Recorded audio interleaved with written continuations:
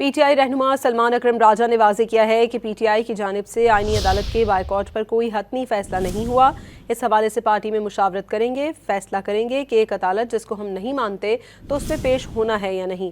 بانی P T I کی قید تنہائی کے حوالے سے درخواست بھی لگنی ہے۔ وہ اسلام آباد میں صحافیوں سے گفتگو کر رہے تھے۔ سلمان اکرم راجہ صاحب ایک چیز بتائیے گا صرف کہ آئینی عدالت کا بائیکاٹ نہیں کیا پی ٹی آئی نے؟ دیکھیے ابھی اس پہ کوئی حتمی فیصلہ نہیں ہوا، ٹھیک ہے، اس پہ پارٹی کے اندر مشاورت۔ آپ آج پیش ہو رہے ہیں سر دھاندلی کیس میں؟ دیکھیے ہم کچھ بات تو کریں گے، یہ اہم معاملات ہیں، ہمیں جی اس پہ فیصلہ کرنا ہے کہ ایک عدالت بہرحال قائم کر دی گئی ہے۔ خان صاحب کی جو تنہائی ہے اس حوالے سے بھی ہماری پٹیشن ہے، وہ بھی چند دنوں میں لگنی ہے۔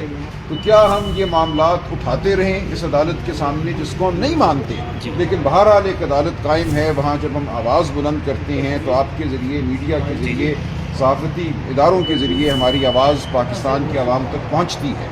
تو ہم نے اب اس پہ فیصلہ کرنا ہے، ابھی تک پارٹی میں فیصلہ نہیں ہے۔